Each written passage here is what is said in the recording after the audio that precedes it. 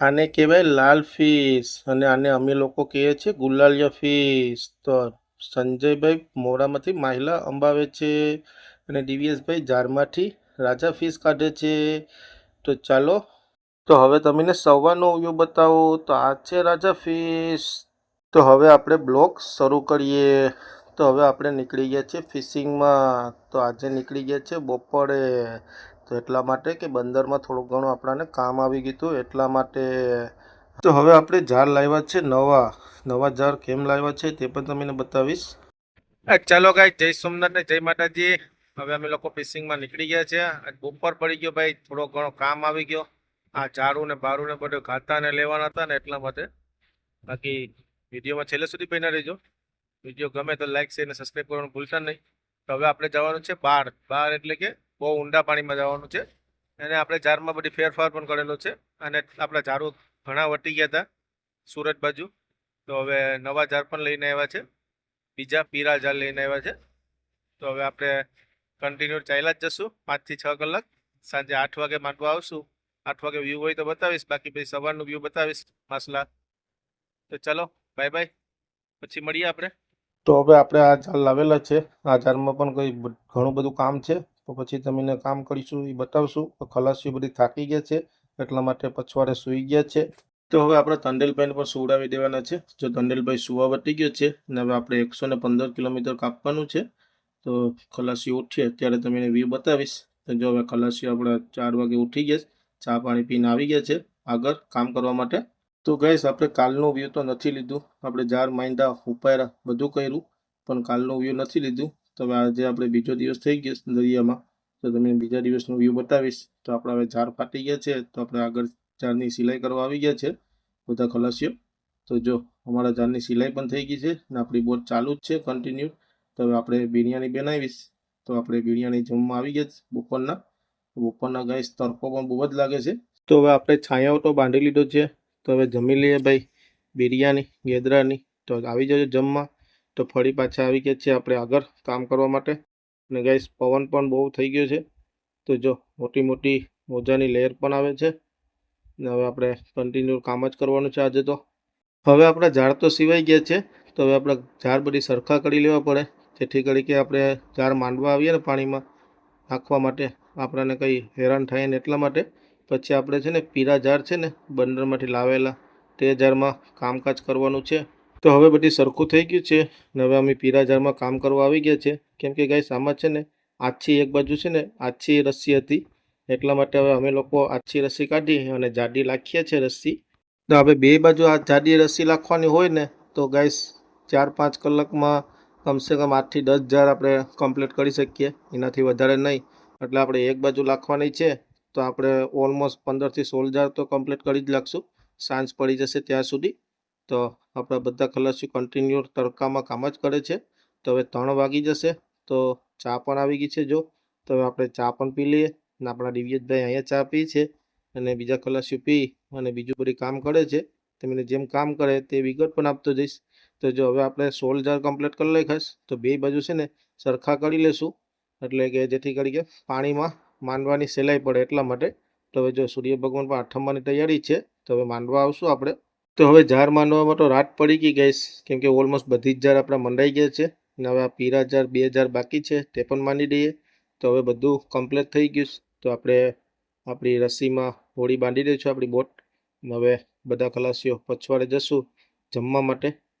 તો બધી સરખું કરી ને જાશું પછવાડે આપણે. તો હવે તમને એક પાણીમાં સાપ દેખાય છે ને તે બતાવું. જો પાણીમાં સાપ છે, પણ લાઇટનો ફોક્સ પડે છે ને એટલા માટે સાપ દેખાશે નહીં. અને આ બાજુ પાણી કાળું મય જ હોય બાયલા પાણીમાં. તો હવે અમે લોકો કેબિનમાં આવી ગયા. જમવાનું તો બાકી જ છે. જમવાનું જો તમને બતાવશું નહીં, થાકી ગયા છે બહુ એટલા માટે. તો હવે ગુડ નાઇટ કરી જશું. તો હવે આપણે 5 વાગે ઉઠી ગયા છે ઝારો ઉપાડવા માટે, કેમ કે ઊંડા પાણીમાંથી ઝાર આવવામાં વાર બહુ લાગે એટલા માટે. તો જો આપણા દિવ્યેશભાઈએ છે ને 2 રાજા રાટર ફિશ કાઢેલા છે.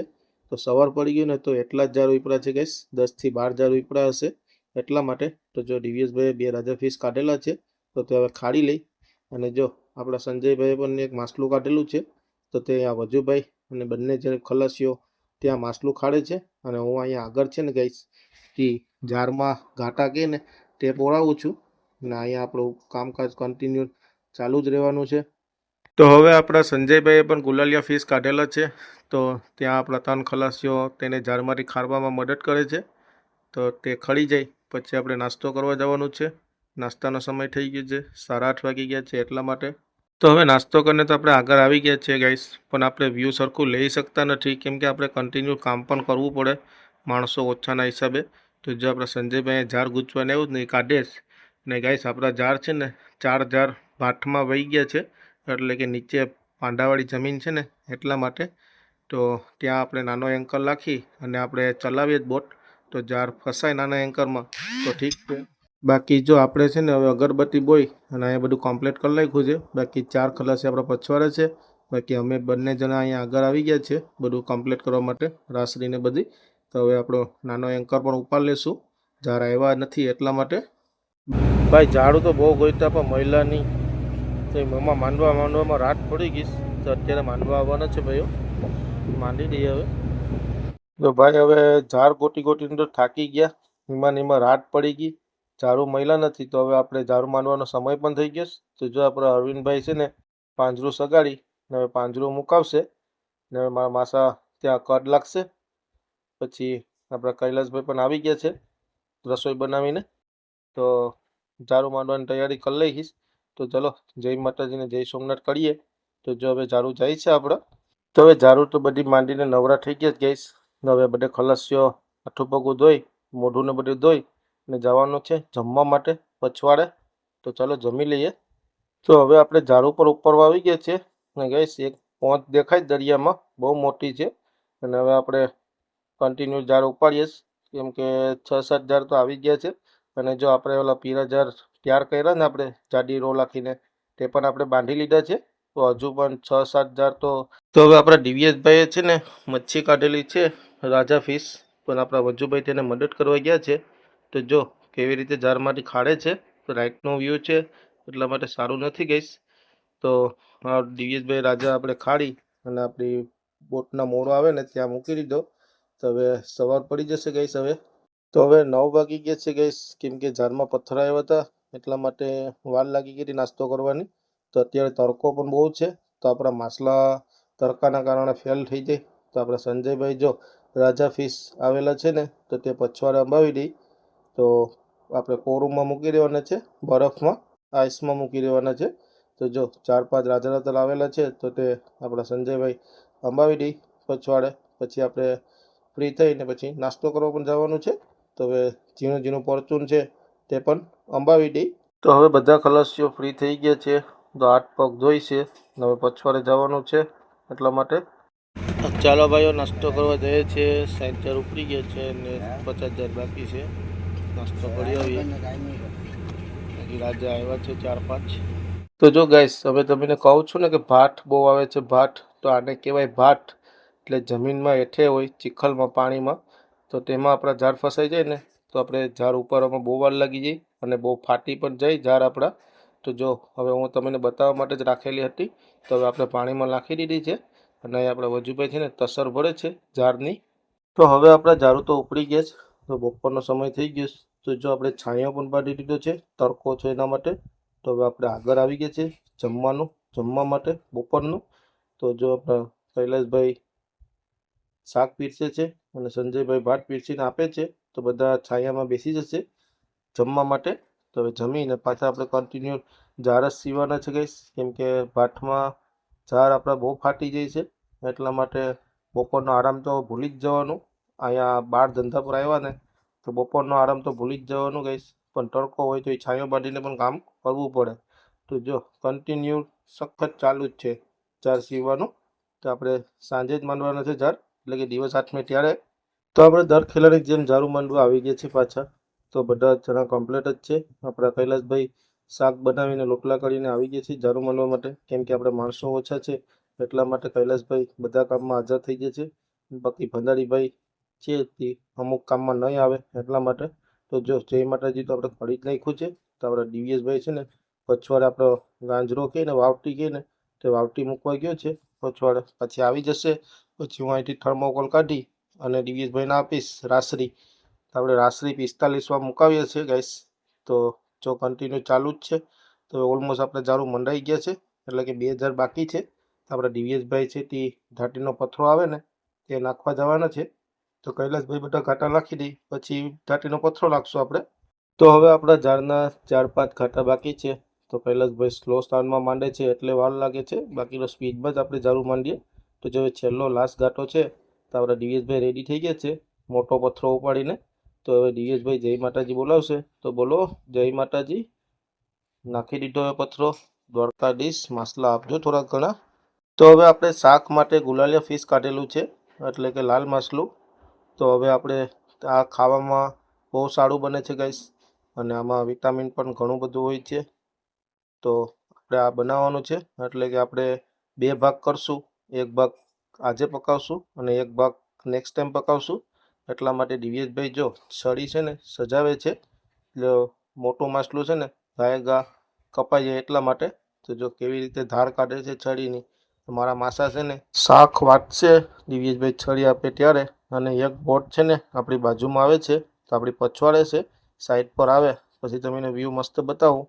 બાકી આપણને પૂછવા માટે આવે છે, આપણે ઝાડ માંડેલા છે ને પાણીમાં એટલા માટે. એન્કર લખવું કે અહીંયા એવી રીતે પૂછશે તો આપણા ઝાડમાં એન્કર ફસાઈ જાય, એના હિસાબે આપણે ના પાડવાનું છે. તો થોડુંક આપણે સેલ્ફી વ્યૂ પણ લઈ લેશું ગાઈસ, મસ્ત મજાનું. તો જો આવી રીતે આપણી બાજુમાં પહોંચી ગઈ છે. તો આ બોટ છે રાઇફલવાળી બોટ છે, અને મહારાષ્ટ્રની બોટ છે. લાઇટ ફિશિંગ કરવા માટે છે. એ લોકો બાંગડા ફિશ મારે છે. એ લોકોને પૂછ્યું તો આપણને એ લોકોએ આવો જવાબ આપેલો છે. અને તેમાં વ્યક્તિ છે ને માણસો 20 માણસો છે, અને આ તેની નાની બોટ છે. તો હવે આપણેથી તેને 3 કિલોમીટર જેટલું દૂર કીધું છે જવાનું. તો જો હવે તે ચાલ આપી અને જશે હવે તે આપણાથી દૂર જાય તે પણ તમને વ્યૂ બતાવીશ. ને આ બહુ મોટી બોટ આવે ગાઈસ. રાતના બધા માસલા લાઇટ ફિશિંગ કરી અને ભેગા કરી અને સવારે તે માગ ફેરાવી લે છે. તો હવે તે બોટ જાય છે પૂરી ચાલ પર જાય છે, એટલે કે તે વારા ઢોણા કાઢે ને એટલે સમજી લેવાનું કે પૂરી ચાલમાં જ જાય છે. બાકી જો તેની લાઇટ ફિશિંગ બોટ જો સામે દેખાય છે ને તેની લાઇટ ફિશિંગ બોટ છે. એ અત્યારે અંધારું થશે ને પછી તે બધી લાઇટો ચાલુ કરી દેશે, અને પાણીમાં પણ લાઇટો અંદર ઉતારે છે એ લોકો બાંગડા ફિશ મારવા માટે. તો હવે આપણે પાછું આપણા માસાનો વ્યૂ લેવા આવી ગયા છે. ગુલાલિયા ફિશ વાઢે છે તે. તો મારા માસા વાઢે છે, અને મેં છે ને અહીંયા ઝાડમાં બાંધવાના કવચ છે ને તે બનાવું છું. તો ઓલમોસ્ટ આપણો ગુલાલિયા ફિશ 2 ભાગ કરીને એક ભાગ મૂકી દઈશું નેક્સ્ટ ટાઈમ પકાવવા માટે. અને ગાઈસ તેની ઈંડી કેટલી મોટી છે, તો ઈંડી ખાવાની તો મજા આખી અલગ જ છે ગાઈસ, બહુ મજા આવે છે. તો હવે હમણાં માસા વાઢી લાગશે. તો હવે આપણે હવે અંધારું પણ થઈ ગયું છે, તો રસોઈ બની જાય પછી આપણે જમી લેવાનું છે. તો હવે આપણી રસોઈ પણ કમ્પ્લીટ થઈ ગઈ છે. તો હવે આપણે ગુલાલિયા ફિશ જમી અને હવે આપણે કેબિનમાં આવી ગયા છીએ, ગોદરા પાથરી લીધા છે. તો ચલો હવે ગુડ નાઇટ કરી જઈએ, સવારે 5 વાગે ઝાડુ પાડવાના છે. તો ગાઈસ આપણે ઝાડુ તો ઉપડી ગયા, પણ આપણે ઝાડનું વ્યૂ નથી લીધું કેમ કે બ્લોગ બહુ મોટો થઈ જાય એના હિસાબે. તો આ આપણે બ્લોગ 5 દિવસનો બનાવેલો છે ગાઈસ. તો ફરીથી નવા બ્લોગમાં મળશું. અહીંથી આપણે બ્લોગનું એન્ડિંગ કરીએ છીએ. બાકી બ્લોગ ગમે તો લાઇક શેર અને સબસ્ક્રાઈબ કરવાનું ભૂલતા નહીં. ને હવે આપણે 5 દિવસનો પછી બ્લોગ બનાવવાના છે. તો નેક્સ્ટ બ્લોગમાં મળીએ. Bye bye.